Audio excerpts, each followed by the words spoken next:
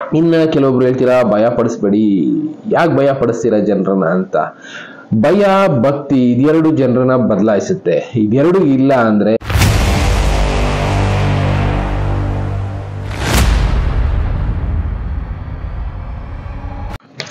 ನಮಸ್ಕಾರ ವೀಕ್ಷಕರೇ, ಜನರಲೈಸ್ ಪ್ರೋಗ್ರಾಮ್ಗಳಲ್ಲಿ ನಾನು ಕಾಲಜ್ಞಾನದ ಎಷ್ಟೆಷ್ಟು ವಿಷಯಗಳು ತಿಳಿಸಿದ್ದೀನಿ, ಅದ್ರ ಜೊತೆಗೆ ಜನರಲ್ ಇನ್ಫಾರ್ಮೇಶನ್ ಕೆಲವೊಂದು ತಿಳಿಸ್ತಾ ಇರ್ತೀನಿ. ಇದಕ್ಕೆ ಎಷ್ಟೆಷ್ಟು ರಿವ್ಯೂಗಳು ಬರ್ತಾ ಇರುತ್ತೆ, ರಿವ್ಯೂ ನೋಡಿ ಕೆಲವೊಂದಕ್ಕೆ ಉತ್ತರ ಕೊಡ್ತಾ ಇರ್ತೀವಿ. ನಾವು ನಮ್ಮ ಕೈಲಾದಷ್ಟು ರಿಸರ್ಚ್ ಮಾಡಿ ನಿಮಗೆ ವಿಷಯಗಳನ್ನ ತಿಳಿಸೋ ಕೆಲಸ ಮಾಡ್ತಾ ಇರ್ತೀವಿ.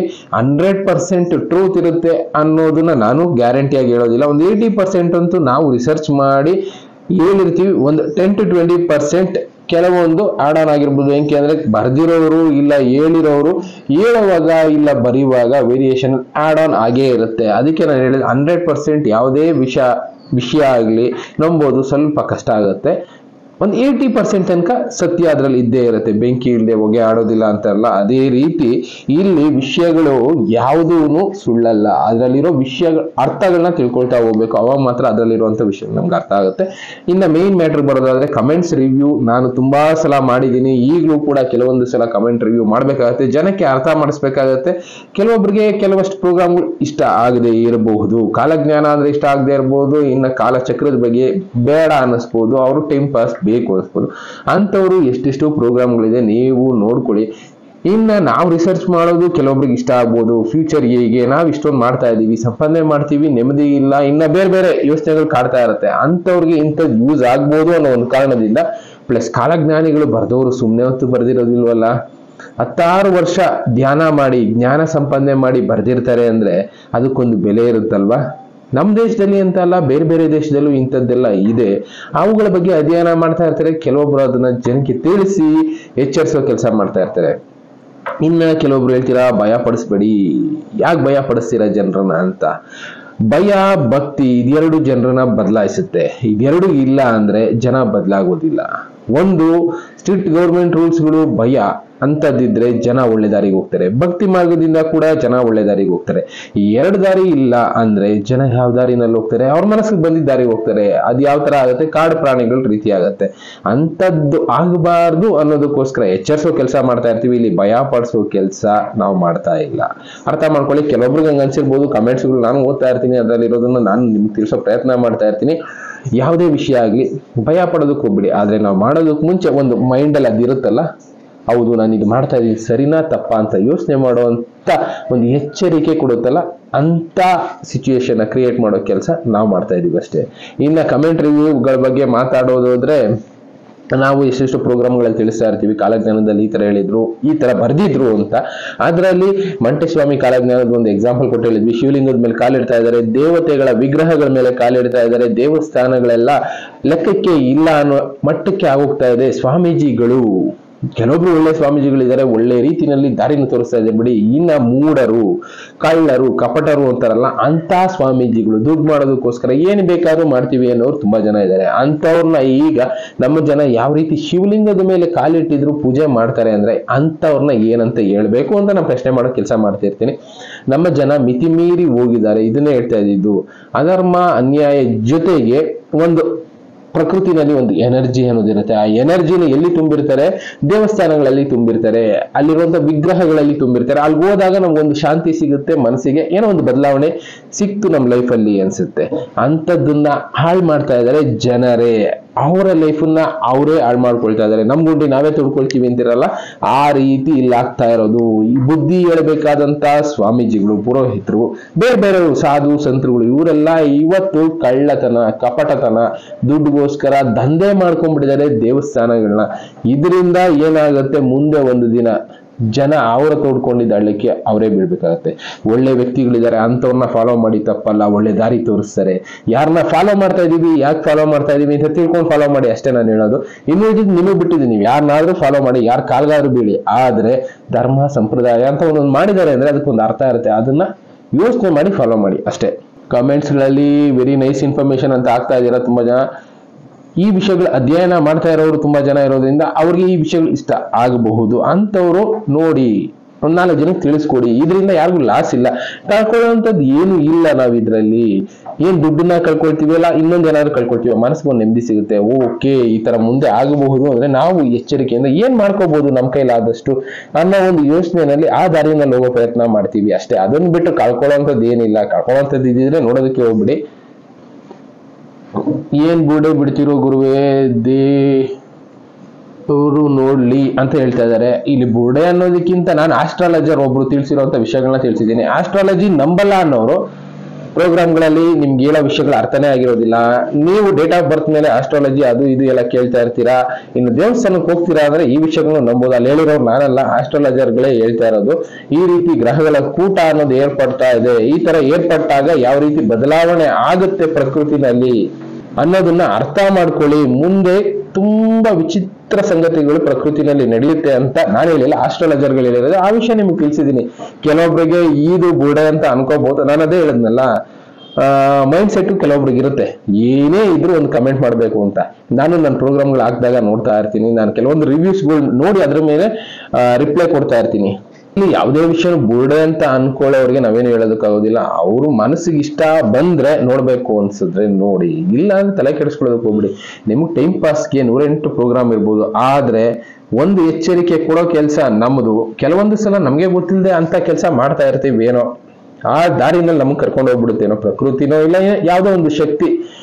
ನಾನು ಎಷ್ಟೋ ಸಲ ಈ ವಿಷಯಗಳನ್ನ ತಿಳಿಸಿದ್ದೀನಿ. ನಮ್ಮ ದಾರಿ ಇದು ಅಲ್ವೇ ಅಲ್ಲ. ಬೇಸಿಕಲಿ ಯಾವುದೋ ಮೂಲದಿಂದ ಬಂದು ಈ ದಾರಿಗೆ ಹೋಗ್ಬೇಕು ಅಂದ್ರೆ ಏನೋ ಒಂದು ಶಕ್ತಿ ಕೆಲಸ ಮಾಡ್ತಾ ಇರುತ್ತೆ. ಈ ದಾರಿನಲ್ಲಿ ಜನರನ್ನು ಎಚ್ಚರಿಸಬೇಕು ಅಂತ ಒಂದು ಕೆಲಸ ಮಾಡ್ತಾ ಇರುತ್ತೆ, ಗೊತ್ತಿಲ್ಲ. ಆ ದಾರಿನಲ್ಲಿ ನಾವು ಇವತ್ತು ಹೋಗ್ತಾ ಇದ್ದೀವಿ. ಇದಕ್ಕೆ ಕಾರಣ ಏನು? ನಾವು ಹುಡ್ಕೋ ಪ್ರಯತ್ನ ಮಾಡ್ತಾ ಇರ್ತೀವಿ. ಒಟ್ಟಿನಲ್ಲಿ ಇದರಿಂದ ಯಾರಿಗೂ ಕಷ್ಟ ನಷ್ಟ ಅನ್ನೋದು ಬರೋದಿಲ್ಲ. ಒಳ್ಳೇದ್ ಮಾಡೋ ಕೆಲಸ ಮಾತ್ರ ನಾವು ಮಾಡ್ತಾ ಇರ್ತೀವಿ. ನೋಡೋದು ಬಿಡೋದು ನಿಮಗ್ ಬಿಟ್ಟಿದ್ದು. ಬುಡೆ ಅನ್ಕೊಂಡ್ರೆ ಅನ್ಕೊಳ್ಳಿ, ಇನ್ನೊಂದು ಅನ್ಕೊಳ್ಳಿ. ನಮ್ ಕೆಲಸ ನಾವು ಮಾಡ್ತಾ ಇರ್ತೀವಿ. ಇನ್ನ ಇದು ಸತ್ಯ, ಕಾದು ನೋಡಿ ಅಂತ ಕೆಲವೊಬ್ರು ಹೇಳ್ತಾ ಇದ್ದೀರಾ. ಹೌದು, ಸೈಂಟಿಫಿಕಲಿ ಆಗುವಂತ ವಿಷಯಗಳನ್ನ ಕಾದು ನೋಡ್ಲೇಬೇಕಾಗತ್ತೆ. ಇದು 5 ಗ್ರಹಗಳು ಈಗ ಒಟ್ಟಿಗೆ ಭೂಮಿಯಿಂದ ನಿಂತ್ಕೊಂಡು ನೋಡಿದ್ರೆ ಕಾಣುತ್ತೆ ಅಂತ ಹೇಳಿದ್ರಲ್ಲ, ಅಂತ ವಿಷಯಗಳು ಸತ್ಯ ಆಗೋ ಟೈಮ್ ಈಗ ನಡೀತಾ ಇದೆ. ಇನ್ನ ಕಲ್ಕಿ ಬಗ್ಗೆ ಯಾರೊಬ್ರು ಹಾಕಿದ್ದಾರೆ. ಕಲ್ಕಿ ಅವತಾರನೇ ಕೆಟ್ಟದು, ಅದು ಹಾಗೆ ಹೀಗೆ ಬೈದೆಲ್ಲ ಹಾಕಿದ್ದಾರೆ. ಕೆಲವೊಬ್ರು ಏನ್ ಮಾಡ್ತಾ ಇದ್ದಾರೆ, ಬೇರೆ ಧರ್ಮ ಫಾಲೋ ಮಾಡೋರು ಫೇಕ್ ಅಕೌಂಟ್ಗಳನ್ನ ಕ್ರಿಯೇಟ್ ಮಾಡ್ತಾರೆ. ಫೇಕ್ ಅಕೌಂಟ್ ಕ್ರಿಯೇಟ್ ಮಾಡ್ಬಿಟ್ಟು ಅವರು ಈ ರೀತಿ ನೆಗೆಟಿವ್ ವಿಷಯಗಳನ್ನ ವಿಡಿಯೋಗಳಲ್ಲಿ ಪಬ್ಲಿಸಿಟಿ ಮಾಡೋದಕ್ಕೆ ಇಷ್ಟಪಡ್ತಾರೆ, ಕಮೆಂಟ್ಸ್ ಮೂಲಕ ಇಲ್ಲ ಬೇರೆ ಬೇರೆ ರೀತಿ. ಎಕ್ಸಾಂಪಲ್, ಮೊನ್ನೆ ಪ್ರಯಾಗ್ರಾಜಲ್ಲಿ ಕುಂಭಮೇಳ ನಡೀತಾ ಇದೆ. ಅಲ್ಲಿ ಹಿಂದೂಗಳ ಸಮಾವೇಶ ಅಂತಾನೆ ಇಟ್ಕೊಳ್ಳಿ. ಬೇರೆಯವರು ಬಂದು ಹೋಗ್ಬೋದು, ಅದೇನ್ ತೊಂದರೆ ಇಲ್ಲ. ಬೇರೆ ಧರ್ಮದವರು ಬನ್ನಿ ಫಾಲೋ ಮಾಡಿ ಅಂತಾನೆ ಹೇಳ್ತಾರೆ. ಆದ್ರೆ ಒಬ್ಬ ಸಾಧು ವೇಷದಲ್ಲಿದ್ದಂತ ಟೆರರಿಸ್ಟ್ ಅಂತ ಹೇಳಿ ಹಿಡಿದಿದ್ದಾರೆ. ಇಲ್ಲಿ ತೋರಿಸ್ತಾ ಇದ್ದಾರೆ ನೋಡಿ. ಸಾಧು ವೇಷದಲ್ಲಿ ಆಯುಬ್ ಖಾನ್ ಎಂಬ ಉಗ್ರವಾದಿ, ಅಂದ್ರೆ ಇವನೇನ್ ಮಾಡ್ತಾ ಇದ್ದ ಆ ಜಾಗದಲ್ಲಿ, ಸಾಧುಗಳ ವೇಷದಲ್ಲಿ ಜನರನ್ನ ಯಾಮಾರಿಸಿ ಏನೋ ಒಂದು ಕೆಟ್ಟ ಕೆಲಸ ಮಾಡೋದಕ್ಕೆ ಬಂದಿರ್ತಾರೆ.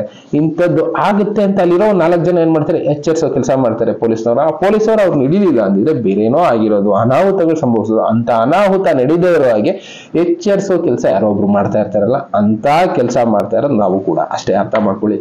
ಇನ್ನೊಬ್ರು ಯಾರೋ ಒಬ್ರು ಕೇಳಿದ್ರಿ, ಇಲ್ಲೇನೋ ಮುಂದೆ ಓದ್ದೆ ನಾನು. ಇದು ಬಂದು ಕಾರ್ಮಿಕರ ಬಗ್ಗೆ ಒಂದು ಪ್ರೋಗ್ರಾಮ್ ಮಾಡಿದಾಗ ಅವ್ರು ಹೇಳಿದ್ರು, ಹೌದು ಸರ್, ಕಾರ್ಮಿಕರಿಗೆ ಕರೆಕ್ಟ್ ಆಗಿ ಸ್ಯಾಲ್ರಿ ಕೊಡ್ತಾ ಇರೋ ಕಂಪನಿಗಳು ಎಲ್ಲೂ ಇಲ್ಲ. ಎಲ್ಲಾ ಕೂಡ ಅವರ ಅನುಕೂಲಕ್ಕೋಸ್ಕರ ದುಡ್ಡು ಮಾಡಿಕೊಂಡು ಜನರ ರಕ್ತ ಇರ್ತಾ ಇರೋ ಕಂಪನಿಗಳಾಗಿದೆ. ನಮ್ಮ ದೇಶದಲ್ಲಿ ಕಾರ್ಮಿಕರ ಕಾನೂನು ಸ್ವಲ್ಪ ವೀಕ್ ಆಗಿದೆ ಅಂತಾನೆ ಹೇಳಿದ್ದಾರೆ. ಹೌದು, ಇದ್ರ ವಿರುದ್ಧ ಹೋರಾಟ ಮಾಡಿದ್ರೆ ಸ್ವಲ್ಪ ಬದಲಾವಣೆ ಆಗ್ಬೋದೇನೋ. ಏಕೆ ಅಂದ್ರೆ ಕೇಳದೆ ಇದ್ರೆ ಯಾವುದು ಕೂಡ ಆಗೋದಿಲ್ಲ. ನಾವು ಈ ತರ ಕಮೆಂಟ್ಗಳು ಹಾಕ್ತಾ ಇರ್ತೀವಿ, ಬಟ್ ಕೆಲವೊಂದು ಆಪ್ಷನ್ ಇರುತ್ತೆ. PIL ಹಾಕ್ಬೋದು, ಬೇರೆ ಬೇರೆ ಆಪ್ಷನ್ಗಳು ಇದೆ. ಏನಂದ್ರೆ ಹೋರಾಟ ಮಾಡ್ಬೇಕು ಅಂದ್ರೆ ಒಬ್ರು ಕೂಡ ಮಾಡ್ಬೋದು.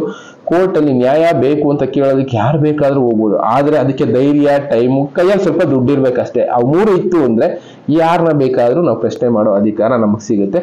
ಅಂತ ಕೆಲಸ ನಿಮಗೆ ಸ್ವಲ್ಪ ಸಾಧ್ಯ ಆದ್ರೆ 4 ಜನಕ್ಕೆ ಒಳ್ಳೆ ಮಾಡ್ಬೇಕು ಅನ್ನೋ ಮನ್ಸಿದ್ರೆ ದಯವಿಟ್ಟು ಟ್ರೈ ಮಾಡಿ. ಇನ್ನ ಎಲ್ಲಾ ಮೋದಿ ಮಹಿಮೆ ಅಂತ ಒಬ್ರು ಹಾಕಿದ್ದೀರಾ. ಇಲ್ಲಿ ಮೋದಿ ಅವ್ರ ಮಹಿಮೆ ಏನಿಲ್ಲ, ನನಗೆ ಗೊತ್ತಿಲ್ಲ. ಕಾರ್ಮಿಕರ ಕಾನೂನು ಅನ್ನೋದು ಬಂದು ಈಗಿನ ಕಾಲ ಅಲ್ಲ, ಆಲ್ರೆಡಿ ಒಂದು 20 ವರ್ಷದಿಂದ ಇದೇ ತರ ನಡೀತಾ ಇದೆ. ಈಗ ಸ್ವಲ್ಪ ಲಿಬರಲ್ ಆಗ್ಬಿಟ್ಟು ವೀಕ್ ಆಗ್ತಾ ಇದೆ ಕಾರ್ಮಿಕರ ಕಾನೂನು. ಕಾರ್ಮಿಕರಿಗೆ ಯಾವುದೇ ರೀತಿ ಸಪೋರ್ಟ್ ಅನ್ನೋದು ಸಿಗ್ತಾ ಇಲ್ಲ ಬಿಡಿ. Very good information. We are waiting for more videos sir. ನಾವು ಮಾಡ್ತಾ ಇರ್ತೀವಿ, ನಮ್ಮ ಕೈಲಿ ಎಷ್ಟಾಗುತ್ತೋ ಆ ವಿಷಯಗಳನ್ನ ರಿಸರ್ಚ್ ಮಾಡಿ ನಿಮಗೆ ತಿಳಿಸೋ ಕೆಲಸ ಮಾಡ್ತಾ ಇರ್ತೀವಿ. ತುಂಬಾ ಥ್ಯಾಂಕ್ ಯು ನಮ್ಮ ಪ್ರೋಗ್ರಾಮ್ಗಳು ನೋಡ್ತಾ ಇರೋದಕ್ಕೆ, ಸಪೋರ್ಟ್ ಮಾಡ್ತಾ ಇರೋದಕ್ಕೆ. ಇನ್ನ ಆಗ್ಬೇಕಾದದ್ದು ಆಗುತ್ತೆ, ನೀವ್ಯಾಕೆ ಜನರಲ್ಲಿ ಭಯ ಹುಟ್ಟಿಸ್ತೀರಾ? ಈ ಕಮೆಂಟು ರೆಗ್ಯುಲರ್ ಆಗಿ ಒಂದ್ 3-4 ಜನ ಆಗ್ತಾ ಇರ್ತಾರೆ. ಇದಕ್ಕೊಂದು ಎಕ್ಸಾಂಪಲ್ ಕೊಡ್ತೀನಿ. ನನ್ನ ವಿಡಿಯೋಗಳನ್ನ ಎಷ್ಟು ಜನ ನೋಡ್ತಾ ಇರ್ತಾರೆ? 1,000-2,000 ಜನ ನೋಡ್ಬೋದು, ಒಂದೊಂದ್ಸಲ 3,000 ಜನ ನೋಡ್ಬೋದು. ಬೇರೆ ಬೇರೆ ಸಣ್ಣ ಪುಟ್ಟ ಕಾಮಿಡಿ ವಿಡಿಯೋ ಆಗ್ಬೋದು, ಬೇರೆ ಬೇರೆ ವಿಡಿಯೋಗಳನ್ನ ಲಕ್ಷ ಜನ ನೋಡ್ತಾರೆ, ಕೋಟಿ ಜನ ನೋಡ್ತಾರೆ. ವೈರಲ್ ಆಗುವಂತ ವಿಡಿಯೋಗಳು ಎಷ್ಟೆಷ್ಟೋ ಇದಾವೆ, ಅಷ್ಟಕ್ಕೆ ಎಷ್ಟೋ ಲೈಕ್ ಬರುತ್ತೆ. ಆದ್ರೆ ನನ್ನ ವಿಡಿಯೋಗಳಲ್ಲಿ ಬರೀ ಜನರಲ್ ಇನ್ಫಾರ್ಮೇಶನ್, ಎಚ್ಚರಿಸುವಂತ ಇನ್ಫಾರ್ಮೇಶನ್ ಇರುತ್ತೆ. ರೆಗ್ಯುಲರ್ ಆಗಿ ಯಾರೋ ಒಬ್ರು ಇದ್ದೇ ಇರ್ತಾರೆ. ಏನ್ ಹೇಳ್ತಾರೆ ಅದನ್ನ, ಈ ಭತ್ತದಲ್ಲಿ ಕಲ್ಲಿದ್ದಾಗೆ ಒಬ್ಬರಲ್ಲ ಒಬ್ರು ಒಂದು ನೆಗೆಟಿವ್ ಆಗಿ ಹೇಳೋರು ಇದ್ದೇ ಇರ್ತಾರೆ. ಅಂತ ವಿಷಯಗಳು ಅವ್ರು ಹೇಳ್ದಾಗ್ಲೇ ನಮಗೂ ಇದ್ರ ಬಗ್ಗೆ ಜಾಸ್ತಿ ತಿಳ್ಕೊಬೇಕು ಅನ್ನೋ ಒಂದು ಆಸೆ ಬರುತ್ತೆ. ಅದನ್ನ ತಿಳ್ಕೊಂಡು ಕರೆಕ್ಟ್ ಆಗಿರೋ ಇನ್ಫಾರ್ಮೇಶನ್ ಕೊಡೋ ಕೆಲಸ ನಾವು ಮಾಡ್ತಾ ಇರ್ತೀವಿ ಬಿಡಿ. ಇಲ್ಲಿ ಏನ್ ಹೇಳ್ತಾ ಇದ್ದೆ, ಆಗಬೇಕಾದದ್ದು ಆಗುತ್ತೆ, ನೀವ್ಯಾಕೆ ಜನಗಳಲ್ಲಿ ಭಯ ಹುಟ್ಟಿಸ್ತೀರಾ ಅಂತ ಯಾರೊಬ್ರು ಕೇಳಿದ್ದಾರೆ. ಇದಕ್ಕೆ ಒಂದು ಎಕ್ಸಾಂಪಲ್ ಕೊಟ್ಟು ಹೇಳೋದಕ್ಕೆ ಇಷ್ಟಪಡ್ತೀನಿ. ಇಲ್ಲೊಂದು ವಿಡಿಯೋ ತೋರಿಸ್ತೀನಿ ನೋಡಿ. ಈ ವಿಡಿಯೋನಲ್ಲಿ ತೋರಿಸ್ತಾರೆ, ಬೋಟಿಗಳನ್ನ ಎಣ್ಣೆನಲ್ಲಿ ಹಾಕಿ ಕರಿತಾ ಇದ್ದಾರೆ. ಇಂಜಿನ್ ಆಯಿಲ್ ರೀತಿ ಇರೋ ಎಣ್ಣೆನಲ್ಲಿ ಹಾಕಿ ಕರೆದಿರೋ ಬೋಟಿ ತಿಂತಾ ಇದ್ದೀರಾ, ನಿಮ್ಮ ಆರೋಗ್ಯ ಹಾಳಾಗುತ್ತೆ, ಎಚ್ಚರಿಕೆ ಅಂತ ಯಾರೋ ಒಬ್ರು ಈ ವಿಡಿಯೋ ಮಾಡಾಕಿದ್ದಾರೆ. ಇದ್ರ ಅರ್ಥ ಏನು? ಎಚ್ಚರಿಸೋ ಕೆಲಸ ಮಾಡ್ತಾ ಇರ್ತಾರೆ. ನಾವು ಅದೇ ಕೆಲಸ ಮಾಡ್ತಾ ಇರೋದು. ಅದನ್ನ ಬಿಟ್ಬಿಟ್ಟು ಅಯ್ಯೋ ತಿಂತೀವಿ, ತಿಂದಾದ್ಮೇಲೆ ಕಾಯಿಲೆ ಬಂದೇ ಬರುತ್ತೆ, ನೀವೇನ್ ತೋರ್ಸೋದು ಅದನ್ನ ಅಂತ ಹೇಳೋರಿಗೆ ಏನ್ ಹೇಳ್ಬೇಕು ಹೇಳಿ? ಅದನ್ನೇ ನಾನು ಹೇಳ್ತಾ ಇರೋದು, ಎಚ್ಚೆತ್ಕೊಳ್ಳಿ ಅಂತ ಅಷ್ಟೇ ನಾವು ಹೇಳ್ತಾ ಇರೋದು. ಭಯ ಪಡಿ, ಇದನ್ನ ತಿಂದ್ರೆ ಕಾಯಿಲೆ ಬಂದೇ ಬರುತ್ತೆ, ಭಯ ಬಂದೇ ಬರುತ್ತೆ ಜನಕ್ಕೆ, ತಿನ್ಬೇಕಾ ಬೇಡವಾ ಬೋಟಿನ ಅಂತ.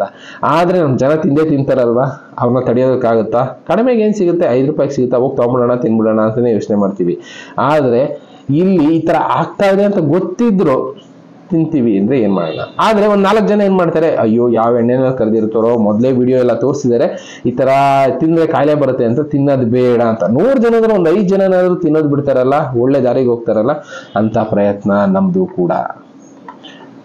ಇಲ್ಲಿ ವಿಷಯಗಳನ್ನ ತಿಳಿಸಿ ಜನರನ್ನ ಒಳ್ಳೆ ದಾರಿಗೆ ಕರ್ಕೊಂಡ್ಬರೋ ಕೆಲಸ ಮಾತ್ರ ಮಾಡ್ತಾ ಇದೀವಿ. ನಾವು ಸ್ಟಾರ್ಟಿಂಗ್ ಅಲ್ಲೇ ಹೇಳಿದೆ, ಜನ ಬದಲಾಗೋದು 2 ವಿಷಯಕ್ಕೆ. ಒಂದು ಭಯದಿಂದ ಜನ ಬದಲಾಗ್ತಾರೆ. ಹೌದು, ನಾನು ತಪ್ಪು ಮಾಡಿದ್ರೆ ಶಿಕ್ಷೆ ಆಗುತ್ತೆ ಅನ್ನೋ ಒಂದು ಭಯದಿಂದ ಜನ ಬದಲಾಗ್ತಾರೆ. ಇನ್ನೊಂದು ಬಂದು ಭಕ್ತಿ ಮಾರ್ಗ.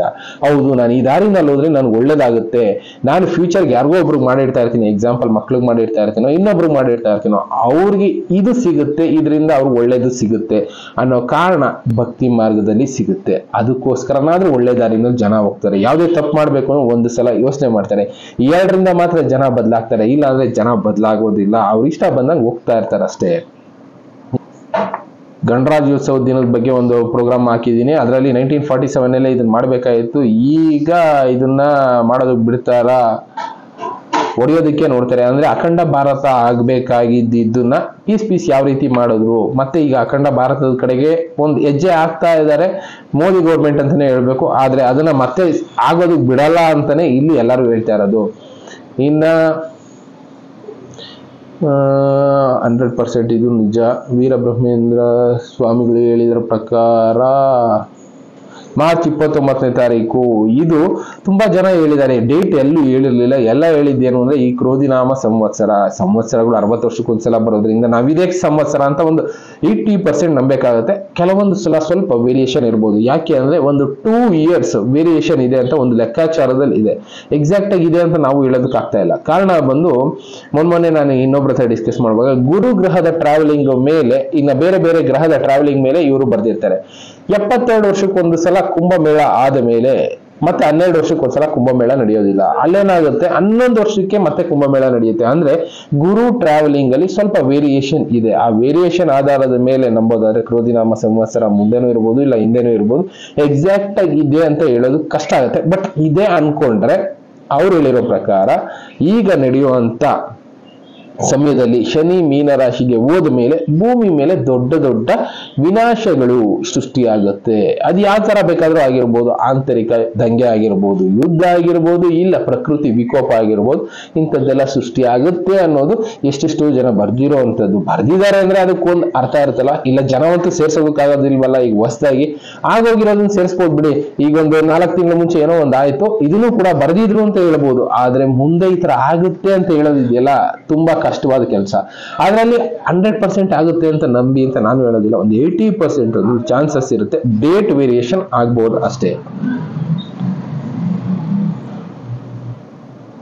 ಇನ್ನು ಇನ್ಫಾರ್ಮೇಷನ್ಗಳು ಕಾಪಿ ಕ್ಯಾಟ್ ಅಂತ ಒಬ್ರು ಹೇಳಿದ್ದೀರಾ. ಕೆಲವೊಂದು ಇನ್ಫಾರ್ಮೇಷನ್ಗಳನ್ನ ನಾನು ಒಬ್ಬನೇ ಕಲೆಕ್ಟ್ ಮಾಡೋದಕ್ಕಾಗೋದಿಲ್ಲ. ಏನಕ್ಕೆ ಅಂದರೆ ಒಂದು ಟೀಮ್ ಅನ್ನೋದಿದ್ರೆ, ಒಂದು 5 ಜನನೋ 10 ಜನನೋ ಒಂದು ಟೀಮ್ ಅನ್ನೋದಿದ್ರೆ ಹೊರಗಡೆ ಹೋಗಿ ಒಂದು 4 ಇನ್ಫಾರ್ಮೇಷನ್ಗಳನ್ನ ಕಲೆಕ್ಟ್ ಮಾಡ್ಬೋದು, ಹಾಕ್ಬೋದು.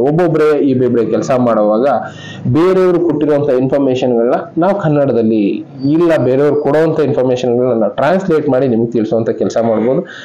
ಇಲ್ಲ ಸಣ್ಣ ಪುಟ್ಟ ಇನ್ಫಾರ್ಮೇಷನ್ಗಳನ್ನ ಕಲೆಕ್ಟ್ ಮಾಡಿ ತಿಳಿಸುವಂತ ಕೆಲಸ ಮಾಡ್ಬೋದು. ಯಾಕೆಂದ್ರೆ ನಿಮ್ಗೆ ಗೊತ್ತು ಒಂದೊಂದು ಯೂಟ್ಯೂಬ್ ಚಾನೆಲ್ಗಳು ಎಷ್ಟು ಉಟ್ಕೊಳ್ತಾ ಇದೆ ಅಂತ. ಒಂದು ಅಂದಾಜು ಲೆಕ್ಕಾಚಾರದ ಪ್ರಕಾರ ಈ ವರ್ಷದಲ್ಲೇ ಸುಮಾರು ಕರ್ನಾಟಕದಲ್ಲಿ ಲೆಕ್ಕ ಇಟ್ಕೊಳ್ಳಿ 1.25 ಲಕ್ಷ ಚಾನಲ್ಗಳು ಉಟ್ಕೊಂಡಿದೆ. ಜನ ಯಾವ ಚಾನಲ್ ನೋಡ್ತಾರೆ ಗೊತ್ತಿಲ್ಲ, ಟೈಮ್ ಪಾಸ್ಗೆ ನೋಡ್ಬೇಕು, ಎಷ್ಟು ಚಾನಲ್ಗಳು ಬರ್ತಾ ಇರುತ್ತೆ ಹೋಗ್ತಾ ಇರುತ್ತೆ. ಅಂಥದ್ರಲ್ಲಿ ಯೂಟ್ಯೂಬ್ ಆದಾಯ ಅನ್ನೋದು ಇರೋದಿಲ್ಲ. ಅಂತ ಟೈಮ್ನಲ್ಲಿ ನಾವು ಹೋಗ್ಬಿಟ್ಟು ಹೊರಗಡೆ ನಿಂತ್ಕೊಂಡು ಎಷ್ಟು ಅಂತ ಖರ್ಚು ಮಾಡಿ ಈ ವಿಷಯಗಳನ್ನ ಜನಕ್ಕೆ ತಿಳಿಸುವಂತ ಕೆಲಸ ಮಾಡೋಣ. ನಮ್ಮ ಕೈಲಾಗೋ ಮಟ್ಟಿಗೆ ನಾವು ಖರ್ಚು ಮಾಡ್ಬೋದು, ಆದ್ರೆ ಪೂರ್ತಿಯಾಗಿ ಕಳ್ಕೊಂಡು ಖರ್ಚು ಮಾಡಬೇಕು ಅಂತ ಸ್ವಲ್ಪ ಕಷ್ಟ ಆಗುತ್ತೆ. ಅಂತ ಪ್ರಯತ್ನ ಮಾಡಿದೀವಿ. ಈಗಲೂ ಆದಷ್ಟು ನಿಮಗೆ ಒಳ್ಳೆ ವಿಷಯಗಳನ್ನ ತಿಳಿಸೋ ಕೆಲಸಕ್ಕೆ ಖರ್ಚಾದ್ರೂ ತಲೆ ಕೆಡಿಸ್ಕೊಳ್ತಾ ಇಲ್ಲ. ಆದ್ರೂ ಅದನ್ನು ಕಾಪಿ ಕ್ಯಾಟ್ ಅನ್ನೋರ್ಗೆ ನಾನೇನು ಹೇಳೋದಕ್ಕಾಗೋದಿಲ್ಲ. ನಿಮ್ಮಿಂದ ಇನ್ನೂ ಹೆಚ್ಚಿನ ಮಾಹಿತಿ ಬೇಕು, ನಮ್ಮ ಕೈಲಿ ಆಗುವಷ್ಟು ಪ್ರಯತ್ನ ನಾವು ಮಾಡ್ತೀವಿ. ಹೇಳಿದ್ನಲ್ಲ, ಕೆಲವೊಂದು ಟ್ರಾವೆಲಿಂಗು ಅದು ಇದೆಲ್ಲ ಇರೋದ್ರಿಂದ ಖರ್ಚುಗಳನ್ನ ತೂಗಿಸೋದಕ್ಕಾಗೋದಿಲ್ಲ. ಅಂತ ಟೈಮ್ನಲ್ಲಿ ಕಷ್ಟ ಆಗ್ಬೋದು. ಆದಷ್ಟು ನಾವು ವಿಷಯಗಳನ್ನ ಜನಕ್ಕೆ ತಿಳಿಸುವಂತ ಕೆಲಸ ಮಾಡ್ತೀವಿ. ಹಾಗಂತ ನಾವು ಕೆಲವೊಬ್ರು ಇರ್ತಾರೆ, ಎಕ್ಸಾಂಪಲ್ ಹೇಳ್ಬೇಕು ಅಂದ್ರೆ ಎಷ್ಟೋ ಜನ ಫೋನ್ ಮಾಡಿ ಕೇಳ್ತಾರೆ ಈಗಲೂ ನಮ್ಮ ಚಾನಲ್ ಅಲ್ಲಿ, ಸರ್ ನಮ್ದೊಂದು ಪ್ರೋಗ್ರಾಮ್ ಮಾಡಾಕಿ, ಏನಂದ್ರೆ ಸ್ವಾಮೀಜಿಗಳು ಮಾಟ ಮಂತ್ರ ಮಾಡ್ತೀವಿ, ದೇವ್ರು ಬರುತ್ತೆ ನಮ್ಮ ಮೇಲೆ, ಇದನ್ನೆಲ್ಲ ತೋರಿಸಿ ನಾವೇ ದುಡ್ಡು ಕೊಡ್ತೀವಿ ಅಂತ ಹೇಳೋರು ಇರ್ತಾರೆ. ಅಂತ ವಿಷಯಗಳನ್ನ ತೋರಿಸೋದಕ್ಕೆ ನನಗೆ ಇಷ್ಟ ಇಲ್ಲದೆ ಇರೋದ್ರಿಂದ ನಾವು ನಮ್ಮ ಚಾನಲ್ ಅಲ್ಲಿ ಆ ವಿಷಯಗಳನ್ನ ತೋರಿಸೋದಕ್ಕೆ ಹೋಗ್ತಾ ಇಲ್ಲ. ಯಾಕೆ ಅಂದ್ರೆ ಕಮರ್ಷಿಯಲ್ ಆಗೋದು ಈಸಿಯಾಗಿ ತೋರಿಸ್ಬಿಡ್ಬೋದು, ಇವ್ರನ್ನ ಫಾಲೋ ಮಾಡಿ ಇವರಿಂದ ಒಳ್ಳೇದಾಗುತ್ತೆ ಅಂತ. ಆದ್ರೆ ಅವರಿಂದ ಮೋಸ ಆಗಿದ್ದಿನ ನಾವು ತೋರಿಸಿದ ದಾರಿ ತಪ್ಪು ಅನ್ಸುತ್ತಲ್ಲ, ಅಂಥದ್ದಕ್ಕೋಸ್ಕರನೇ ಅಂತ ವಿಷಯಗಳನ್ನ ಯಾವುದನ್ನು ಕೂಡ ನಮಗೆ ಕನ್ಫರ್ಮ್ ಆಗೋ ತನಕ ನಾವು ತೋರಿಸೋದಕ್ಕೆ ಹೋಗೋದಿಲ್ಲ. ಅದರಿಂದ ದುಡ್ಡು ಬರುತ್ತೆ, ಆದ್ರೆ ದುಡ್ಡಿಗಿಂತ ಇಲ್ಲಿ ಒಳ್ಳೆ ಇನ್ಫಾರ್ಮೇಶನ್ ಇಂಪಾರ್ಟೆಂಟ್ ಅನ್ನೋದು ನಮ್ಮ ಉದ್ದೇಶ. ಇದನ್ನ ಅರ್ಥ ಮಾಡ್ಕೊಳ್ಳೋರು ಬೇರೆ ರೀತಿ ಅರ್ಥ ಮಾಡ್ಕೊಂಡಿದ್ರೆ ಅದು ಅವ್ರಿಗೆ ಬಿಟ್ಟಿದ್ದು. ಆದ್ರೆ ನಮ್ಮ ಉದ್ದೇಶ ಒಂದೇ, ಒಳ್ಳೆ ಇನ್ಫಾರ್ಮೇಶನ್ ಜನಕ್ಕೆ ರೀಚ್ ಆಗಬೇಕು. ಇದರಿಂದ ಜನ ಒಂದು ಒಳ್ಳೆ ದಾರಿನ ಹೋಗ್ಬೇಕು ಅಷ್ಟೇ. ಗುರು ಆದ್ರೆ ತೋಳ ಬಂತು ತೋಳ ಕತೆ ಗೊತ್ತು ನಿಮಗೆ? ತೋಳ ಬಂತು ತೋಳ ಕತೆ ನಾನು ಎಷ್ಟೋ ಸಲ ಹೇಳಿದ್ದೀನಿ, ಹುಲಿ ಬಂತು ಕತೆನೂ ಹೇಳಿದ್ದೀನಿ. ಇಂಕಂದ್ರೆ ಕೆಲವೊಂದು ಸಲ ಅದಾಗೋಗ್ಬಿಡುತ್ತೆ. 2012ರಲ್ಲೂ ಇದೇ ರೀತಿ ಆಗಿತ್ತು. 2012 ಡಿಸೆಂಬರ್ 12 ಎಲ್ಲ ಮುಗಿದೋಯ್ತು, ಪ್ರಪಂಚ ವಿನಾಶ. ಆದ್ರೆ ಅದು ಕೂಡ ತೋಳ ಬಂತು ತೋಳ ಕತೆ ಆಯ್ತು. ಅದೇ ರೀತಿ ಎಷ್ಟೆಷ್ಟೋ ಜನ ಅವ್ರು ಫೇಮಸ್ ಆಗೋದಕ್ಕೆ ಒಂದು 4 ದಿನ ಕತೆ ಹೇಳ್ಬಿಡ್ತಾರೆ. ಇಲ್ಲ ನನಗೆ ಈ ತರ ಒಂದು ಶಕ್ತಿ ಬಂದಿತ್ತು, ನಾನು ಈ ತರ ನೋಡಿದೀನಿ, ನನಗೆ ಗೊತ್ತು ಈ ತರ ಹಾಗೆ ಆಗುತ್ತೆ ಅಂತ. ಅದೆಲ್ಲ ತೋಳ ಬಂತು ತೋಳ ಕತೆ ಆಗಬಹುದು, ಕೆಲವೊಂದು ಇಲ್ಲ, ಆಕ್ಚುಯಲ್ ಆಗಿ ಅದು ನಡೆಯೋ ಚಾನ್ಸಸ್ ಇರುತ್ತೆ. ಇದನ್ನ ಎಕ್ಸಾಕ್ಟ್ ಆಗಿ ಇದೆ ಅಂತ ಹೇಳೋದು ಕಷ್ಟ ಆಗುತ್ತೆ. ಅದಕ್ಕೆ ಹೇಳಿದ್ದು, ಯಾವುದೇ ವಿಷಯ ಆಗಲಿ 100% ನಂಬೇಡಿ, ಒಂದು 80% ಮಾತ್ರ ಬಿಲೀವ್ ಇಟ್ಕೊಳ್ಳಿ. ಬಟ್ ಆ ಬಿಲೀವ್ ನಿಮ್ಮನ್ನು ಕಾಯುತ್ತೆ ಅನ್ನೋ ಒಂದು ನಂಬಿಕೆ ಬಗ್ಗೆ ಅಷ್ಟೇ. ಅದನ್ನು ಬಿಟ್ಟು ಇನ್ನು ಉಳಿದಿದ್ದು ನಿಮಗೆ ಬಿಟ್ಟಿದ್ದು ಬಿಡಿ. ಇನ್ನ ಓಂ ನಮ ಶಿವಾಯ, ಹರ ಹರ ಮಹಾದೇವ. ಭಕ್ತಿ ಮಾರ್ಗ ಏನೇ ಆದ್ರೂ ನಿಮ್ಗೆ ಲಾಸ್ ಅಂತೂ ಮಾಡೋದಿಲ್ಲ ಅದ್ರಲ್ಲಿ ಬಿಡಿ, ನನಗೆ ಗೊತ್ತಿರೋಂಗೆ. ಕ್ಯಾಲಿಫೋರ್ನಿಯಾ ನಂತರ ಬಾಂಗ್ಲಾ ಏನಂತೆ, ಇಯಾನು, ಉತ್ತರ ಕೊರಿಯಾ, ಅಲಾಸ್ಕಾ ಅಂತ ಹಾಕಿದ್ದಾರೆ. ಅಂದ್ರೆ ಬೆಂಕಿಗೆ ಅನಾಹುತ. ಈಗ ಸದ್ಯಕ್ಕೆ ಬೆಂಕಿಗಳ ದುರಂತ ಅನ್ನೋದನ್ನ ನೋಡ್ತಾ ಇದೀವಿ. ಲಾಸ್ಟ್ ಇಯರ್ ಎಲ್ಲ ನಾವು ನೋಡಿದ್ದು ನೀರಿನ ದುರಂತಗಳು ನೋಡಿದ್ವಿ, ಯಾವ ದೇಶದಲ್ಲಿ ಪ್ರವಾಹ ಆಯ್ತು, ಹೇಗಾಯ್ತು ಎಲ್ಲ ನೋಡಿದ್ದೀವಿ. ಈಗ ಬೆಂಕಿ ಅನಾಹುತಗಳನ್ನ ನೋಡ್ತಾ ಇದ್ದೀವಿ. ಇನ್ನ ಭೂಮಿ ಅನಾಹುತಗಳು ಇದೆ, ಗಾಳಿ ಅನಾಹುತಗಳು ಇದೆ, ಬೇಜಾರು ನಡೀತಾ ಇರುತ್ತೆ ಬಿಡಿ. ಈಗ ಆಲ್ರೆಡಿ ಹತ್ತತ್ರ ಬಂದ್ಬಿಟ್ಟಿದೆ. ಅನ್ಯಾಯ ಅಧರ್ಮ ಅತಿಯಾಗಿ ಮೀರಿದಾಗ ಅದಕ್ಕೆ ತಕ್ಕನಾದ ಪರಿಣಾಮ ಅನುಭವಿಸ್ಬೇಕಾಗತ್ತೆ ಅಂತ ಹೇಳ್ತಾರಲ್ಲ, ಅಂತ ಟೈಮಲ್ಲಿ ನಾವಿದೀವಿ ಅಷ್ಟೇ. ಯಾರೊಬ್ರು ಕೇಳಿದಾರ, ರವಿ ಅನ್ನೋರು, ಇದೇ ರೀತಿ ಜಗತ್ತಿನಲ್ಲಿ ಆಗುವ ಕಾಲಜ್ಞಾನ ಪ್ರಕಾರ ವಿಷಯಗಳನ್ನು ದಯವಿಟ್ಟು ದಿನಾಲು ತಿಳಿಸಿ ಸರ್. ತುಂಬಾ ಧನ್ಯವಾದ. ನಮ್ಮ ಕೈಲಿ ಆಗುವಷ್ಟು ಮ್ಯಾಕ್ಸಿಮಮ್ ಒಳ್ಳೆ ವಿಷಯಗಳನ್ನ ಜನಕ್ಕೆ ರೀಚ್ ಮಾಡೋ ಕೆಲಸ ಮಾಡ್ತಾ ಇರ್ತೀವಿ. ಜನರಲ್ ಇನ್ಫಾರ್ಮೇಶನ್ ಕೂಡ ತಿಳ್ಕೊಳ್ತಾ ಹೋಗಿ, ಏಕೆಂದ್ರೆ ಅದರಿಂದ ತುಂಬಾ ಅನುಕೂಲಗಳಾಗುತ್ತೆ. ಸಣ್ಣ ಪುಟ್ಟ ಜನರಲ್ ಇನ್ಫಾರ್ಮೇಶನ್ಗಳನ್ನ ನಾವು ತಿಳಿಸ್ತೀವಿ. ಆದಷ್ಟು ನಿಮ್ಮ ಕೈಯಲ್ಲಿ ಆದಷ್ಟು ಈ ಕೆಲಸನ ಒಂದು 4 ಜನಕ್ಕೆ ಶೇರ್ ಮಾಡಿ, ಇಲ್ಲ ಒಂದು 4 ಜನದ ಹತ್ರ ಹಂಚ್ಕೊಳ್ಳಿ, ಮಾತಾಡಿ, ಈ ವಿಷಯಗಳ ಬಗ್ಗೆ ಚರ್ಚೆ ಮಾಡಿ, ಅದರಲ್ಲಿರುವಂತ ಅರ್ಥಗಳನ್ನ ಅರ್ಥ ಮಾಡ್ಕೊಳ್ಳೋ ಕೆಲಸ ಮಾಡಿ. ಆದ್ರೆ ಫೈಟ್ ಮಾಡೋದಕ್ಕೂ ಶುರು ಮಾಡಿ. ಒಂದೊಂದಕ್ಕೆ ಫೈಟ್ ಮಾಡೋದ್ರಿಂದ ಒಂದು 4 ಜನಕ್ಕೆ ನ್ಯಾಯ ಸಿಗುತ್ತೆ. ಅದಕ್ಕೋಸ್ಕರ ಫೈಟ್ ಮಾಡಿ ಅಂತ ಹೇಳ್ತೀನಿ. ಎಲ್ಲದಕ್ಕೂ ಫೈಟ್ ಮಾಡೋದಕ್ಕೆ ಹೋಗ್ಬೇಡಿ. ಇನ್ನ ಹೋಮ್ ರೀಮ್ ಕ್ಲೀಮ್ ಯಾರೊಬ್ರು ಮಂತ್ರಗಳೆಲ್ಲ ಹಾಕಿದ್ದೀರಾ ಬಿಡಿ. Brandon is not a pastor, but he is good devotee. Jesus Christ. Jesus speaks with Brandon. Predict the assassination of Donald Trump. ಮೊನ್ನೆ ಒಂದು ಅಂದ್ರೆ ಕೆಲವೊಬ್ರು ತಾವು ಅಂದ್ರೆ ಈ ಅಮೆರಿಕಾದಲ್ಲಿ ಒಬ್ರು ಪಾದ್ರಿ ಬ್ರಾಂಡನ್ ಅನ್ನೋರು ಈ ತರ ಭೂಕಂಪ ಬರುತ್ತೆ ಇನ್ನೊಂದಾಗುತ್ತೆ ಅಂತ ಒಂದು ಪ್ರೋಗ್ರಾಮ್ ಅಲ್ಲಿ ತಿಳಿಸಿದ್ರು. ಆ ವಿಷಯಗಳ ಬಗ್ಗೆ ನಾನು ವಿಡಿಯೋ ಮಾಡಾಕ್ದಾಗ ಯಾರೋ ಒಬ್ರು ಅದಕ್ಕೆ ಹಾಕಿರುವಂತ ಕಾಮೆಂಟ್, ಈ ತರ ಎಷ್ಟೆಷ್ಟು ಜನ ನಾನು ಹೇಳಿದ್ನಲ್ಲ ಕೆಲವೊಂದು ಅಗೋಚರ ಶಕ್ತಿಗಳ ಮೂಲಕ ಅವ್ರಿಗೆ ಗೊತ್ತಾಗ್ತಾ ಇರತ್ತೆ, ಅವ್ರಿಗೆ ಗೊತ್ತಿಲ್ಲದೆ ಅವ್ರ ಆ ದಾರಿನಲ್ಲಿ ಹೋಗ್ಬಿಟ್ಟಿರ್ತಾರೆ. ಕೊನೆಗೆ ಅವ್ರಿಗೆ ಅರ್ಥ ಆಗುತ್ತೆ ಇದರಿಂದ ಪ್ರಪಂಚ ಬದಲಾಯಿಸಬೇಕು, ಈ ದಾರಿ ಕರ್ಕೊಂಡು ಹೋದ್ರೆ 4 ಜನ ಉಳಿತಾರೆ. ಇದಕ್ಕೆ ಒಂದೇ ಒಂದು ಎಕ್ಸಾಂಪಲ್ ಹೇಳ್ಬೇಕು ಅಂದ್ರೆ ಮನು ಕತೆ ನಿಮ್ಗೆಲ್ಲ ಗೊತ್ತಿರೋದೆ. ನಮ್ಮ ಪುರಾಣಗಳ ಪ್ರಕಾರ ಮನು ರಾಜನ ಕತೆ ಎಷ್ಟು ಜನ ಕೇಳಿರ್ತೀರಾ? ಅದರಲ್ಲಿ ಮೀನಿನ ಅವತಾರದಲ್ಲಿ ಬಂದಂತ ವಿಷ್ಣು ಪರಮಾತ್ಮ ಮನು ರಾಜನ ಅವರ ಋಷಿಗಳ ಸಮೇತ ಪ್ಲಸ್ ಅವರ ರಾಜ್ಯದಲ್ಲಿದ್ದಂತ ಕೆಲವು ಜನರನ್ನ ಕರ್ಕೊಂಡು ಒಂದು ಬೋಟನ್ನ ರೆಡಿ ಮಾಡೋ, ಆ ಬೋಟ್ ಅಲ್ಲಿ ಎಲ್ಲಾರನ್ನು ಸೇರಿಸ್ಕೊ ಅವ್ರನ್ನ ಕಾಪಾಡೋ ಕೆಲಸ ಮಾಡ್ತೀನಿ ಅಂತ ಮೀನು ಹೇಳಿತ್ತು ಅಂತ ಹೇಳ್ತಾರಲ್ಲ, ಅದೇ ಎಚ್ಚರಿಕೆ ಗಂಟೆ ಮನು ಕೊಟ್ಟಿದ್ದು. ಅದೇ ರೀತಿ ಎಚ್ಚರಿಕೆ ಗಂಟೆಗಳು ಯಾವ್ದಾವ್ದೋ ಮೂಲಕ ಆವಾಗ ಯಾವ್ದೋ ಒಂದು ಮೂಲದಲ್ಲಿ ಕೊಟ್ಟಿದ್ದೇನೋ ಈಗ ಕೆಲವೊಬ್ರು ಮೂಲಕ ಅಲ್ಲಲ್ಲಿ ಜಾಗಗಳಲ್ಲಿ ಕೊಡ್ತಾ ಹೋಗ್ತಾ ಇರತ್ತೆ. ಎಚ್ಚೆತ್ಕೊಳ್ಳೋದು ಬಿಡೋದು ನಿಮಗೆ ಬಿಟ್ಟಿದ್ದು. ಏಪ್ರಿಲ್ 2025 ಆದಮೇಲೆ ಪ್ರಪಂಚ 30% ಜನ ನಾಶ ಅಂತ ಹೇಳಿದ್ದಾರೆ. 30% ಅಲ್ಲ, ಇನ್ನ ಜಾಸ್ತಿನೂ ಆಗಬಹುದು. ಯಾಕೆ ಅಂದ್ರೆ 2030 ಒಂದು ಲೆಕ್ಕಾಚಾರದ ಪ್ರಕಾರ ಇರೋ ಜನಸಂಖ್ಯೆಯಲ್ಲಿ 60% ಫಸ್ಟ್ ಕಡಿಮೆ ಮಾಡಿಬಿಡ್ಬೇಕು ಅಂತ ಒಂದು ಲೆಕ್ಕಾಚಾರ ಮಾಡ್ಕೊಂಡಿದೆ. ಒಂದು ಕಮ್ಯುನಿಟಿ ಅನ್ನೋದು ಲೆಕ್ಕಾಚಾರಗಳು ಎಲ್ಲೆಲ್ಲೋ ಓಡ್ತಾ ಇದೆ ಬಿಡಿ. ಸೀಕ್ರೆಟ್ ಸೊಸೈಟಿ ಎಲ್ಲ ಇದಕ್ಕೆ ವರ್ಕ್ ಮಾಡ್ತಾ ಇದ್ದಾರೆ. ಅದು ಯಾವ ರೀತಿ ಬೇಕಾದ್ರೂ ಆಗಿರ್ಬೋದು, ಒಂದು ಮೆಡಿಕಲ್ ಮಾಫಿಯಾದಿಂದ ಆಗಿರ್ಬೋದು, ಇನ್ನು ನ್ಯಾಚುರಲ್ ಡಿಸಾಸ್ಟರ್ ಇಂದ ಆಗಿರ್ಬೋದು, ಇನ್ನು ಬೇರೆ ಬೇರೆ ರೀತಿ. ಎಕ್ಸಾಂಪಲ್ ಈಗ ಲಾಸ್ ಏಂಜಲಸ್ ಎಲ್ಲ ಆಯ್ತಲ್ಲ ಫೈರ್ ಆಕ್ಸಿಡೆಂಟ್, ಅದು ಇಂಟೆನ್ಷನಲಿ ಮೇಡ್ ಅಂತಾನೆ ಎಷ್ಟಿಷ್ಟು ವಿಡಿಯೋಗಳು ನೀವು ನೋಡಿರ್ತೀರಾ. ಯಾರೋ ಒಬ್ಬ ವ್ಯಕ್ತಿ ಬೇಕು ಅಂತಾನೆ ಬೆಂಕಿ ಹಚ್ಚಿರೋದು. ಕಾರಣ ಅಲ್ಲೊಂದು ಸಿಟಿ ಮಾಡಬೇಕು ಅನ್ನೋ ಪ್ಲಾನ್ ಇತ್ತು, ಜನ ಜಾಗ ಕೊಡೋದು ಒಪ್ಪಿರ್ಲಿಲ್ಲ. ಇದರಿಂದ ಆ ಜಾಗನ ಬೆಂಕಿ ಹತ್ತಿ ಉರ್ಸಿದ್ರು ಅನ್ನೋ ಕಥೆಗಳು ತುಂಬಾ ಓಡ್ತಾ ಇದೆ. ಕಥೆನೋ ನಿಜನೋ ಒಂದೊಂದು ಸಲ ಅಂತದ್ರಲ್ಲೂ ನಿಜ ಇದ್ದೇ ಇರುತ್ತೆ. ಒಟ್ಟಿನಲ್ಲಿ ದೊಡ್ಡ ದೊಡ್ಡ ಶ್ರೀಮಂತರುಗಳು ಅವ್ರು ಶ್ರೀಮಂತರಾಗಿ ಉಳ್ಕೋಬೇಕು ಅಂದ್ರೆ ಕೆಲವೊಂದು ಬದಲಾವಣೆಗಳನ್ನು ಮಾಡೋ ಕೆಲಸ ಮಾಡ್ತಾನೆ ಇರ್ತಾರೆ ಪ್ರಪಂಚದಲ್ಲಿ ಬಿಡಿ. ಈಗ ಜನಸಂಖ್ಯೆ ಕಂಟ್ರೋಲ್ ಮಾಡೋದಕ್ಕೂ ಪ್ಲಾನ್ ಮಾಡಿದ್ದಾರೆ. ಇನ್ನೊಂದು 5-6 ವರ್ಷದಲ್ಲಿ ಇರೋ ಜನಸಂಖ್ಯೆಯಲ್ಲಿ ಬೇರೆ ಬೇರೆ ರೀತಿ ಕಾಯಿಲೆಗಳಿಂದನೋ ಇಲ್ಲ ಪ್ರಕೃತಿ ವಿಕೋಪ ಕ್ರಿಯೇಟ್ ಮಾಡುವಂತ ಆಪ್ಷನ್ಸ್ ಈಗ ಕಂಡಿಡ್ಕೊಂಡ್ಬಿಟ್ಟಿದ್ದಾರೆ. ಇಲ್ಲ ಕೆಲಸ ಇಲ್ಲದೆ ಜನ ಹೊಡೆದಾಡ್ಕೊಂಡು ಸಾಯಕ್ಕೆ ಆಂತರಿಕ ದಂಧೆಗಳನ್ನ ಸೃಷ್ಟಿ ಮಾಡೋದು, ಜನ ಅವರವರೇ ಹೊಡೆದಾಡ್ಕೋಬೇಕು, ಧರ್ಮದ ವಿಷಯದಲ್ಲಿ ಜಗಳ ಆಡ್ಬೇಕು, ಇಂಥದನ್ನೆಲ್ಲ ಕ್ರಿಯೇಟ್ ಮಾಡಿ ಜನ ಸಾಯೋ ಹಾಗೆ ಮಾಡೋದಕ್ಕೆ ಪ್ಲಾನ್ಗಳು ಈಗ ಆಲ್ರೆಡಿ ನಡೀತಾ ಇದೆ. ಏನೇನಾಗುತ್ತೋ ನಾವು ಕಾಯ್ದು ನೋಡ್ಬೇಕು. ಅಂತ ವಿಷಯಗಳು ನಮಗೆ ಗೊತ್ತಾದಾಗ ಅದರಿಂದ ಸ್ವಲ್ಪ ದೂರ ಉಳಿಯೋದು ಒಳ್ಳೇದು. ವ್ಯಾಲ್ಯೂಯಬಲ್ ಇನ್ಫಾರ್ಮೇಶನ್ಗೆ ಥ್ಯಾಂಕ್ ಯು.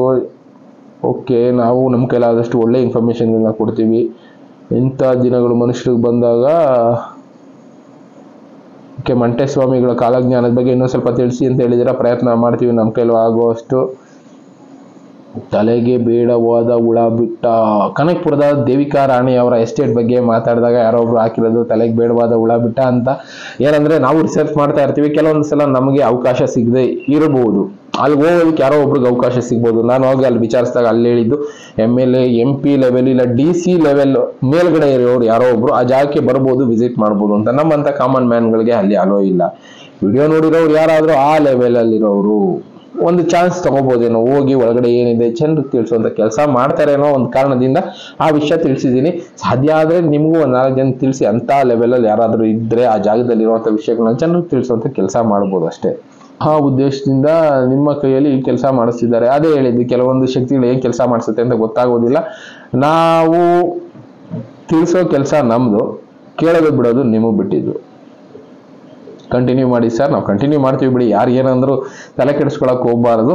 ನಮ್ಮ ಕೆಲಸ ನಾವು ಮಾಡ್ತಾ ಇರ್ತೀವಿ, ಮಾಡ್ತಾನೆ ಇರ್ತೀವಿ. ಆಡ್ ಏರಿಯಾ ಏನು ಸ್ಟೇಟ್ ಫೈಂಡ್ ಔಟ್ ಆದ್ರೆ take next we found Shambhala location 100%. ನೋಡೋಣ ಸರ್, ಅವರು ಏನು ಅದನ್ನ ಸ್ಪಷ್ಟವಾಗಿ ಎಕ್ಸ್ಪ್ಲೇನ್ ಮಾಡಿ. ಕೆಲವೊಂದು ಇಂಗ್ಲೀಷಲ್ಲಿ ಇರುತ್ತೆ, ಹಿಂದಿನಲ್ಲಿ ಹೇಳಿರ್ತಾರೆ, ಅಂಥದ್ದನ್ನ ಕನ್ನಡದಲ್ಲಿ ಎಕ್ಸ್ಪ್ಲೇನ್ ಮಾಡಿ ಅಂತ ಹೇಳಿದ್ದಾರೆ. ಓಕೆ, ಕೆಲವೊಬ್ಬರಿಗೆ ಲೆಂತಿ ಆಗುತ್ತೆ, ಬೋರಿಂಗ್ ಆಗುತ್ತೆ ಅನ್ನೋದ್ರಿಂದ ವಿಡಿಯೋಗಳನ್ನ ಶಾರ್ಟ್ ಮಾಡ್ತಾ ಇದೀವಿ. ಅದನ್ನ ಬಿಟ್ರೆ ನಮಗೂ ತಿಳಿಸ್ಬೇಕು ಅಂತ ಆಸೆ ಇರುತ್ತೆ. ಬಟ್ ಆದ್ರೆ ಕೆಲವೊಬ್ರು ಹೇಳ್ತಾರೆ, ಅಯ್ಯೋ ಅಷ್ಟೊಂದು ಕಥೆ ಎಲ್ಲ ಬೇಡ ಸರ್, ನಮ್ಗೆ ಅರ್ಥ ಆಗುತ್ತೆ, ಸಣ್ಣದಾಗಿ ಹೇಳಿ ಅಂತ. ಕೆಲವೊಂದು ವಿಷಯಗಳು ತುಂಬಾ ಇಂಪಾರ್ಟೆಂಟ್ ಇರುವಂತದ್ದನ್ನ ನಾವು ಕನ್ನಡದಲ್ಲಿ ತಿಳಿಸುವಂತ ಕೆಲಸ ಮಾಡ್ತೀವಿ. ಇನ್ನ ಬಿಜಾಪುರದಲ್ಲಿ ಒಬ್ರು ಕಾಲಜ್ಞಾನಿ ಇದ್ದಾರೆ ಅಂತ ನನ್ಗೆ ಯಾವ್ದೋ ಒಂದು ವಿಡಿಯೋ ಕಳಿಸಿದ್ರು. ಬಟ್ ಅದ್ರ ಬಗ್ಗೆ ನಾವು ಡೈರೆಕ್ಟ್ ಆಗಿ ಹೋಗಿ ನೋಡಿದಾಗ ಮಾತ್ರ ಗೊತ್ತಾಗುತ್ತೆ. ಅದಕ್ಕೆ ಬಿಜಾಪುರ ಸರೌಂಡಿಂಗ್ ಯಾರಾದ್ರೂ ಇರೋರು ಈ ವಿಷಯದ ಬಗ್ಗೆ ಅಲ್ಲಿರುವಂತ ವ್ಯಕ್ತಿಗಳ ಬಗ್ಗೆ ದಯವಿಟ್ಟು ನಮ್ಗೆ ತಿಳಿಸಿ ಅಂತ ಕೇಳಿದ್ವಿ. ಒಬ್ಬೊಬ್ರು ಒಂದೊಂದು ಹೇಳಿದಿರಾ, ಬಟ್ ಎಕ್ಸಾಕ್ಟ್ ಆಗಿ ಇನ್ನ ಇನ್ಫಾರ್ಮೇಶನ್ ನಮಗೂ ಸಿಕ್ಕಿಲ್ಲ. ಇವೆಲ್ಲ ವಿಪ್ಲವಗಳು, ಪ್ರಳಯ ಅಲ್ಲ. ಓಕೆ, ಪ್ರಳಯಕ್ಕೂ ಮತ್ತೆ ವಿಪ್ಲವಗಳಿಗೂ ಯಾರೋ ಒಬ್ರು SN ಭಟ್ ಅನ್ನೋರು ಡಿಫ್ರೆನ್ಸ್ ಹೇಳಿದ್ದಾರೆ. Thank you sir. ಏನಂದ್ರೆ ಸಣ್ಣ ಪುಟ್ಟದಾಗ ನಡೆಯೋದು ವಿಪತ್ತುಗಳು ಓಕೆ, ವಿನಾಶಗಳು ಓಕೆ, ಅದೇ ದೊಡ್ಡ ಮಟ್ಟದಾಗ ಆದಾಗ ಅದೇ ಪ್ರಳಯ ಅಂತ ಕರೆಯೋದು.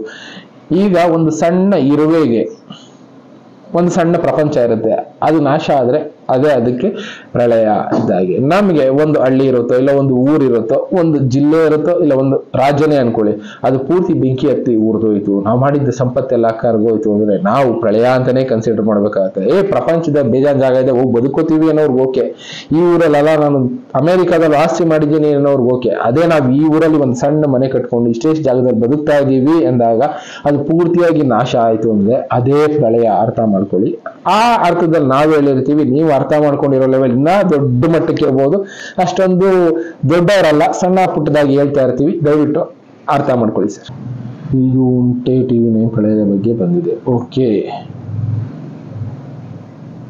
ನಾನು ಅಂತ ಅಲ್ಲ, ಎಷ್ಟೆಷ್ಟೋ ಜನ ಈ ವಿಷಯಗಳನ್ನ ಜನರಿಗೆ ಎಚ್ಚರಿಸೋ ಕೆಲಸ ಮಾಡ್ತಾ ಇರ್ತಾರೆ. ಕೆಲವೊಬ್ರು ಅದರಲ್ಲಿ ದಾರಿ ತಪ್ಪಿಸೋ ಕೆಲಸನೂ ಮಾಡ್ತಾ ಇರ್ತಾರೆ. ಅಯ್ಯೋ ಹಿಂಗ್ ಮಾಡ್ಬಿಟ್ರೆ ಹಿಂಗಾಗುತ್ತೆ, ಈ ದಾರಿನಲ್ಲಿ ಹೋಗ್ಬೇಡಿ, ಈ ತರ ಬನ್ನಿ, ಈ ತರ ದುಡ್ಡು ಕೊಟ್ಟು ಈ ರೀತಿ ಹೋಮ ಮಾಡಿದ್ರೆ ಬದಲಾವಣೆ ಆಗುತ್ತೆ. ದಯವಿಟ್ಟು ಅಂತದನ್ನ ನಂಬೋದಕ್ಕೆ ಹೋಗ್ಬೇಡಿ. ಬಿಲೀವ್ ಮಾಡ್ಬೇಕು ಅಂದ್ರೆ ಯಾವ್ದನ್ನ ಬಿಲೀವ್ ಮಾಡ್ಬೇಕು ದಯವಿಟ್ಟು ನೋಡಿ ಬಿಲೀವ್ ಮಾಡಿ, ನಂಬಿ. ಆದ್ರೆ ಮೂಢ ನಂಬಿಕೆಗೆ ಬಲಿ ಆಗ್ಬೇಡಿ, ಮೂಢರಾಗ್ಬೇಡಿ ಅಷ್ಟೇ ನಾನು ಹೇಳೋದು. ಇನ್ನು ವರ್ಸ್ಟ್ ಸಿಚುವೇಶನ್ ಬರೋದಿಕ್ಕಿದೆ ಅಂತ ಹೇಳಿದಿರಾ. ಆ ಥರದ್ದು ಎಷ್ಟೆಷ್ಟು ಕಂಟೆಂಟ್ಗಳು ನಾವು ಕೊಡ್ತಾ ಇದ್ದೀವಿ, ನೋಡೋಣ. ಈಗಲೇ ಜಾಸ್ತಿ ಆಗೋದು 20 ನಿಮಿಷ. ಒಟ್ಟಿನಲ್ಲಿ ಜನಕ್ಕೆ ನಾವಿಲ್ಲಿ ಭಯ ಪಡಿಸ್ತಾ ಇಲ್ಲ, ಎಚ್ಚರಿಸ್ತಾ ಇದ್ದೀವಿ. ಭಯಕ್ಕೂ ಎಚ್ಚರಿಕೆಗೂ ಡಿಫ್ರೆನ್ಸ್ ಇದೆ, ಅರ್ಥ ಮಾಡ್ಕೊಳ್ಳಿ. ಭಯ ಭಕ್ತಿಯಿಂದ ಜನ ಬದಲಾಗ್ತಾರೆ. ಜನರನ್ನ ಬದಲಾಯಿಸೋ ಉದ್ದೇಶ ನಮ್ದು, ಒಳ್ಳೆ ದಾರಿ ಕರ್ಕೊಂಡೋಗೋ ಉದ್ದೇಶ ನಿಮ್ದು. ಅದನ್ನ ಬಿಟ್ಟು ಕೆಲವೊಬ್ರಿಗಿರುತ್ತೆ, ನೀನ್ ಯಾವನಪ್ಪ ಕರ್ಕೊಂಡು ಹೋಗೋದಕ್ಕೆ, ನನ್ನ ಇಷ್ಟ, ನಾನು ಹೆಂಗಾದ್ರೂ ಹೋಗ್ತೀನಿ, ನಾವ್ ಹೆಂಗಾದ್ರೂ ಮಾಡ್ಕೋತೀವಿ, ನೀನ್ ಏನ್ ಸರಿ ಮಾಡೋದು ಅಂತ. ಸಮಾಜದಲ್ಲಿ ಒಳ್ಳೊಳ್ಳೆಯವರು ಬರ್ತಾ ಇರ್ತಾರೆ, ಒಳ್ಳೆ ದಾರಿ ತೋರ್ಸೋ ಕೆಲಸ ಮಾಡ್ತಾ ಇರ್ತಾರೆ. ಅವ್ರ ದಾರಿನಲ್ಲಿ ಹೋಗೋಣ ಅನ್ನೋರು ನಾವು. ಅದನ್ನು ಬಿಟ್ಟು ನೀನ್ ಯಾರಪ್ಪ ಅನ್ನೋರ್ಗೆ ನಾವು ಹೇಳೋದಕ್ಕಾಗೋದಿಲ್ಲ. ನಿಮಗೆ ಬೇಕಾದ ಪ್ರೋಗ್ರಾಮ್ನ ನೀವು ನೋಡ್ಕೊಳ್ಳಿ. ನಮ್ಮ ಕೈಲಾದಷ್ಟು ಒಳ್ಳೆ ವಿಷಯಗಳನ್ನ ತಿಳಿಸೋ ಕೆಲಸ ನಾವು ಮಾಡ್ತಾ ಇರ್ತೀವಿ. ಇನ್ನ ಬೇರೆ ಬೇರೆ ವಿಷಯಗಳ ಜೊತೆ ಮತ್ತೆ ಸಿಗ್ತೀನಿ. Thank you, good by.